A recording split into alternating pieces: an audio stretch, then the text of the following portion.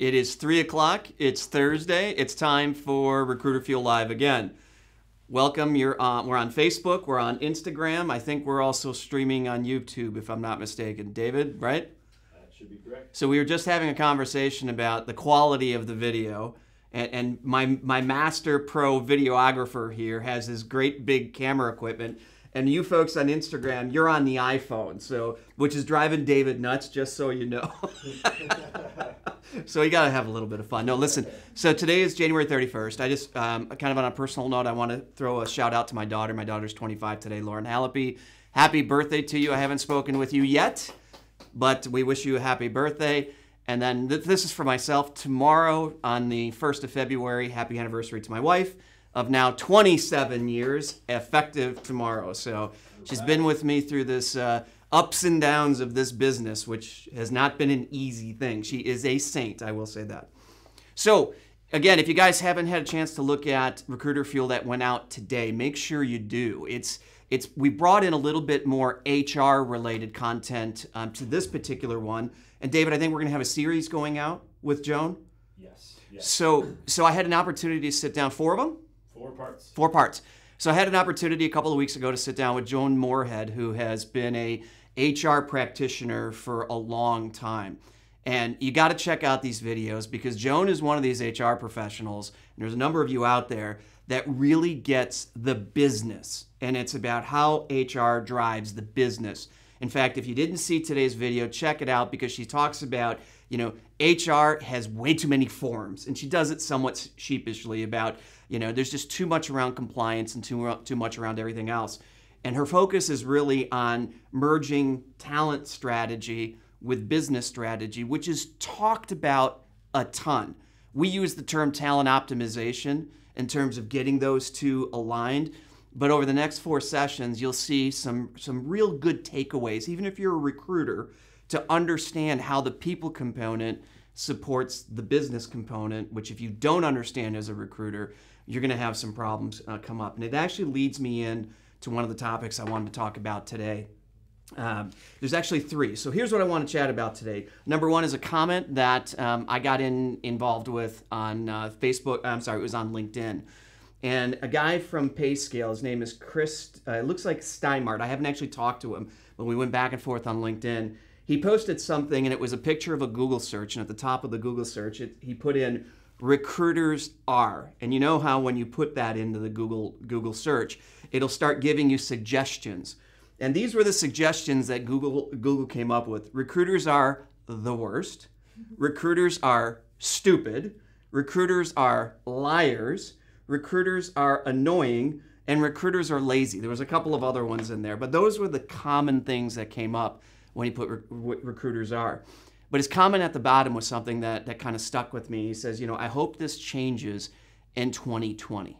Because right now in 2019, when you put that in, that's what's coming up. And you know how the part of the Google algorithm works. It's coming up because that's what people are searching. Why do recruiters suck? Why are recruiter liars? So when you put in recruiters are, that's ultimately what comes up. And I got into the conversation with him a little bit on LinkedIn around why.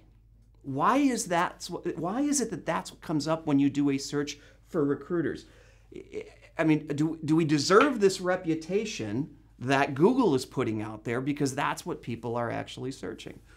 And I think there's some truth to that, right? Obviously, that's what people are putting in.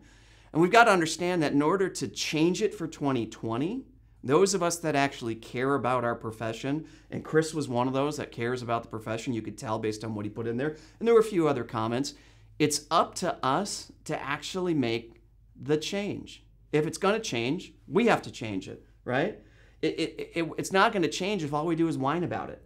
And Chris was absolutely not whining about it. Chris, I'm actually supporting everything that you're talking about. But there's so many recruiters that I talk to on a really consistent basis every week that are, my manager sucks. This is horrible. I can't do my job because of this. If you don't take the bull by the horn, so to speak, and actually create the change, it's never going to happen. So I was on a plane this morning. I got up at 3:47.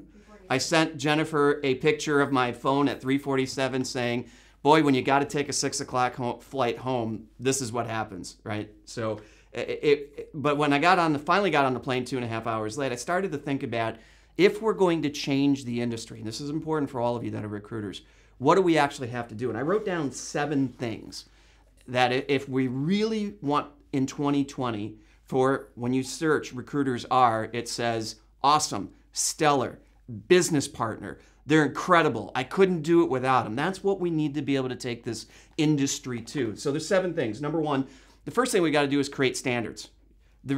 Anybody can be a recruiter with no freaking education. If you've ever watched any of my previous videos, I've talked about this a ton. I think it's absolutely nuts that really Jennifer, who is my social media queen, could really walk in and say, I'm a recruiter today, and I hand you a phone, or really it's going to be email. It's going to be this phone to do email or something.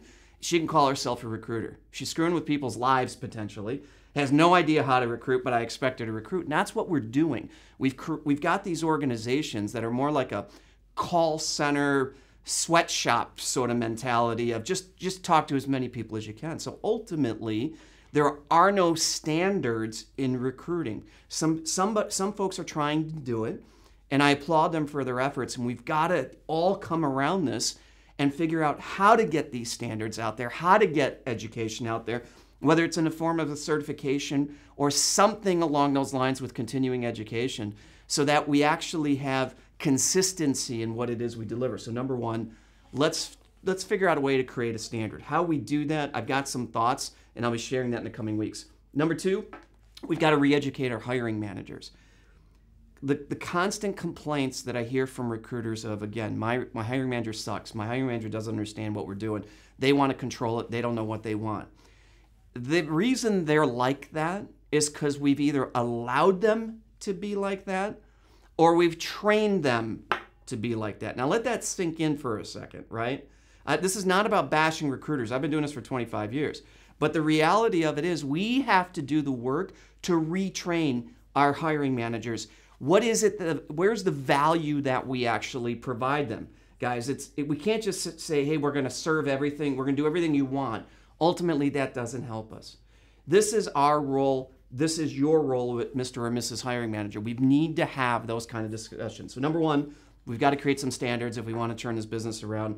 Number 2, we've got to re-educate our hiring managers. Number 3, and I've already referenced this a little bit, we've got to stop blaming others. My manager this, my company this, my technology sucks, whatever the case is. Blame, blame, blame, all these things for why you can't do your job as a recruiter. And ultimately, you end up failing. You end up not giving the candidate experience that they deserve. You end up not giving your hiring manager the experience they deserve. Yes, we all have limitations. I'm not minimizing any of that stuff. We work with too many recs. We have maybe not the best technology for recruiting. But if you continue to blame somebody else for all the problems, you'll never be part of the solution that we need to come together in order to actually change the view of our industry. So that is number 4, stop blaming others. Number 5, treat candidates and hiring managers like you want to be treated. The golden rule, Jennifer. Yes, that's absolutely it. You know, candidates, we talk about candidate experience. There's a huge movement out there about candidate experience, candidate experience. The reason it's such a big deal is because candidates are not getting the experience that they deserve. I'm talking about basic things, basic communication, right? Yeah, there's flaws with large organizations or certain organizations in their recruiting process, and people are trying to make those a little bit easier to get through so there's a better candidate experience. But in your role as a recruiter, you can actually make up for some of that if you yourself, forget about what your company is doing. What's the candidate and what's the hiring manager or your client experience that you as the recruiter are providing? It kind of ties into the one before that, right? Stop blaming others. There's things that you can do, and if we start doing this as recruiters, we will create change. So that's number 5. Number 6, I love this one. Tell the freaking truth. Now, I wish I could use the other F word, but I don't talk like that. I mean, come on. How many times are we stringing along candidates because we're afraid to upset them? How many times does the hiring manager say, where's my candidates? And I'll have them to you by tomorrow, and you really have no candidate. I've seen it happen a ton of times. Credibility is built on telling the truth, even when the truth stings. I was talking to a candidate yesterday, and he's a VP, senior VP level candidate, so he's a pretty senior guy. And I happen to be involved on the ancillary of this. I'm doing more consulting for the client than anything else. And the client called him up yesterday morning and said, hey, we think we're going to go with this other candidate, but I'd like to keep you in mind. And he was kind of distraught, not because they picked another candidate, but because they wouldn't tell him why they were picking the other candidate over him. Now, I happen to know why. There's no legal issue here. There's none of that. But the person that was communicating with him, which was the head of talent acquisition, didn't have the guts, in my opinion, to actually have the conversation. You are not a fit because of X. It's not even that the other candidate is just a better candidate. There is something very glaring that this person, in my opinion, was not a fit. They thought it, they communicated it to me, but they didn't communicate it to the candidate. Again, there's no legal issue here in this particular situation, but we tend to kind of hide and run, and candidates are talking about it online all the time. It goes back to candidate experience. We need to be able to tell the truth and manage to that. If you don't have a candidate, for Pete's sakes, tell your hiring manager you don't, why you don't, and what you're going to do to get one. If you're behind, tell them this is what you're going to do to catch up. Lying about it, hiding behind it, doesn't help any of us, and it creates that reputation. And then number 7, and I mentioned this in a webinar I did a couple of weeks ago, was really start leading. There's too many recruiters that view, let me put it this way. Customer service is important. I completely get it. But there's too many in our industry that view it as, yes, Mr. or Mrs. Manager, whatever you say. That's not building credibility for our industry. It's, we're the experts. Let me lead you. Let me understand what your business is all about, but then let me lead you in the process of recruiting. So if we're going to change the industry, which we absolutely need to be able to do, and Chris pointed this out again in his Google search. Number 1, we've got to have some standards. Number 2, let's start re-educating our hiring managers. Number 3, stop with the freaking excuses. Number 4, stop blaming others.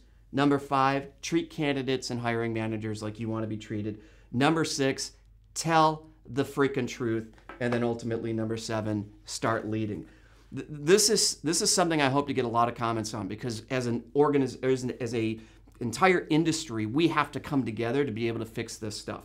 And there are ways to address every one of these things. So that was kind of my first item that came up because of some of the comments on social media. The other thing that I got was, I got a lot of questions around interviewing new recruiters and interviewing experienced recruiters and what questions to ask. And I'm not going to cover that specifically, but one of the things that came out of that is, what sets apart a good recruiter from a fantastic recruiter, or a crappy recruiter from a fantastic recruiter? And there was a conversation, again, this was on one of the Facebook groups, and it was, diligence, it was sales experience, it was, and there was a list, there was 50 things that were on there. And I think all those are important, but there's one that I'm going to point out that I don't think people think about enough. And that's the really, really great recruiters. After looking at them, talking to them about what they do and how they do it, they approach recruiting on that position and dealing with their client and dealing with their internal hiring manager, whatever it is, with no plan B. Now, let me explain what I mean by that. It seems practical in life to you always hear the term, what's plan B? Here's plan A, what's plan B? The problem I have with that is, when you have a plan B, are you going full-hearted with plan A? Jen, you're shaking your head no. It's actually proven that the minute you have a second option, so you know what, I'll throw these candidates at the client. If the client or my hiring manager doesn't do something, I'll go to plan B and I'll get some more candidates. Not plan A, I'm going to find the right one, I'm going to vet them the right way, I'm going to make sure they have the hard skills, the soft skills, and I'm going to go to bat for this particular candidate, whatever the situation is. That's just one example. You don't go in with, well, if this doesn't work, I'll try this. And so many of the recruiters, again, that I talk to, that I interview, that I interact with. Yesterday, I was with an organization for a part of the day, and I was talking with their recruiters and some of their HR staff and so forth. And almost everything was, well, we'll try this, and if this doesn't work, we'll try this. I'll try this with this candidate, and if it doesn't work, I'll try this. Again, practically it seems to make sense. But if you're confident with what plan A is, there's a higher likelihood that you're going to continue and you're going to make plan A work. It's kind of the same mentality of entrepreneurs.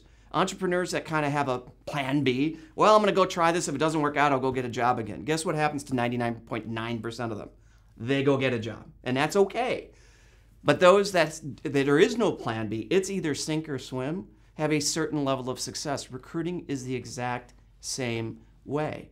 So again, when I look at a recruiter, if the difference between a really good and a really bad, or a good and a stellar recruiter, if you listen to what these stellar recruiters are talking about, it's focus. There is no plan B. Now, if everything doesn't work out, they're going to shift. There's no doubt about it, because not every plan A works. But they're not thinking about plan B in the back of their head saying, if I go from this, I'll default over to that. So think about how you approach recruiting. Think about how you present your candidates. Think about your sourcing strategy on that position. Think about how you deal with your hiring manager. All of that. Are you going in with, well, if it doesn't work, I'll try this? Or are you going in with, this is the way to do it. This is the candidate you need to hire. This is the candidate that we need to do. Whatever the case is. Is that your plan A? Are you executing, or do you always have the backup of plan B? Again, don't misread what I'm saying here. There is a big difference between the two. The last thing that I wanted to mention, or wanted to have a conversation about, is kind of a sourcing tool, and it's something that we have a tendency to miss. Boomerangs. You know what a boomerang is, right? And I'm not talking about the thing that you throw. I'm talking about in terms of recruiting. Do you guys know what a boomerang is? Jen, David, do you know what a boomerang is? Somebody who's left the organization, you want to recruit them back. There's gold in boomerangs, actually. When people leave an organization, unless they've left because they got fired for stealing or lying or something along those lines, there's a certain amount of knowledge that they leave with. And too many times we make the assumption they quit, they left, we're never going to welcome them back because they left. Well, what if they left because the manager was a jerk or the organization was struggling financially at that particular time?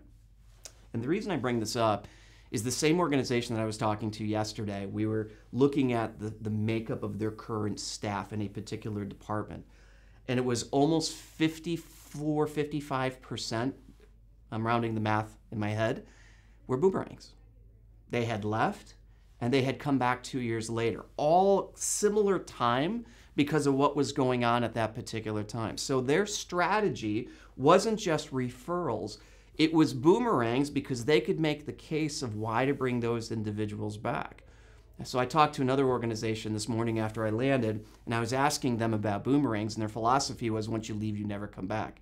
This is a Fortune 250 organization. Nuts. Now, it's probably not pervasive throughout the entire organization because the Fortune 250, you know, is huge. But focusing on those that have left under good terms and bringing them back as long as things have changed in those things that they ultimately left for. Again, their manager was a jerk. Well, maybe it's a different manager. Financially, they were struggling. Maybe you got a cash infusion or things turned around. It's so important to understand why they left so you can refer back to that and bring them in. But it's an untapped sourcing pool for candidates because we have a tendency to stay away from them. Most recruiters I talk to, it's like, yeah, I just don't go back to people that used to work here. I don't go back to people that worked for this guy, whatever the case, works for this gal, whatever the case is. This was proof. It's something that we've looked at for the last 20 years. Here was another organization that was proving how successful it was. And I spent some time with these individuals, and they were really happy about coming back because the other piece is the grass isn't always greener on the other side. It's so easy to say, this place sucks, it's time to go. And you get over there, and it's not that you were running to something, it's you were running from something. We've got to be very, very careful about it. So think about boomerangs. Are you making that as part of your sourcing strategy, like you use LinkedIn, like you use referrals and so forth? Challenge you to do it, especially if you're in a mid or larger size company, because there'll be a lot of people that have left the organization. If they don't come back and you can address some of their concerns, they're also a great source of referrals. So don't miss that out. So I covered a fair amount of stuff today. I've rambled for 20 minutes, right? But I want to make sure we got this stuff covered. Next week, next Thursday, 3 o'clock, come on back. We're going to try to be on Instagram as well, but we'll for sure at least be on Facebook Live, so come back here. I'll be doing it from vacation. I want to continue the process here, but I'll be in the Bahamas. I'll probably have my sunglasses, and Jen's giving me dirty looks because it's -8 here in Michigan for those of you that are in the Midwest. But hopefully this has been helpful for you. Make sure you check out Joan. That was released today. Next week, the next 3 sessions will be Joan and I talking about some of these bigger HR issues. Talent acquisition is tied right along in there. And this whole idea of talent optimization. How do we as recruiters and HR people really do this right to support and drive the performance of our business by aligning the team that we have, the way they operate, with the business itself. See you guys in 1 week.